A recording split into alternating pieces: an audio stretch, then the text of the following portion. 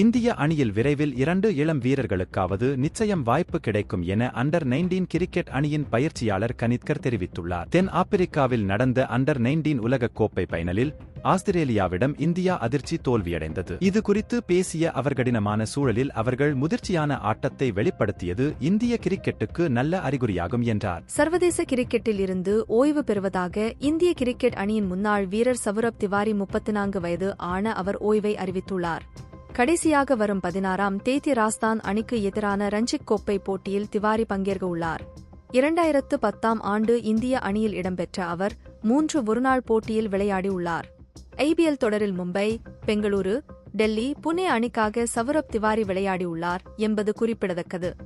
Mumbai Indians அணியின் தலைமை மாற்றத்தால் அந்த அணி 2ஆக உடைந்ததாக கூறப்படுகிறது. ரோஹித், சூர்யா, பும்ரா ஆகியோர் ஒரு அணியாகவும், ஹர்திக், இஷான் உள்ளிட்ட வீரர்கள் மற்றொரு அணியாகவும் இருப்பதாக தெரிகிறது. தென்னாப்பிரிக்காவில் இருந்து பாதியிலேயே திரும்பிய இஷான் ரஞ்சி போட்டிகளில் விளையாடாமல் ஹர்திக்குடன் பயிற்சியில் ஈடுபட்டிருப்பது இந்த செய்திக்கு மேலும் வலு சேர்க்கிறது. வங்கதேச கிரிக்கெட் அணியின் அனைத்து விதமான போட்டிகளுக்கும் நஜ்முல் ஹொசைன் ஷாண்டோ கேப்டனாக நியமிக்கப்பட்டுள்ளார். மேலும் தேசிய அணியின் தலைமை தேர்வாளராக காசி அஷ்ரப் ஹொசைன் லிபு நியமிக்கப்பட்டுள்ளார். ஷகிப்புக்கு கண் பிரச்சினைகள் தொடர்வதாலேயே இந்த மாற்றம் ஏற்படுத்தப்பட்டதாகவும், இல்லையென்றால் அவருக்கு கேப்டனாக நீடிக்க அனைத்து தகுதிகளும் இருப்பதாக அந்நாட்டு கிரிக்கெட் வாரியம் தெரிவித்துள்ளது.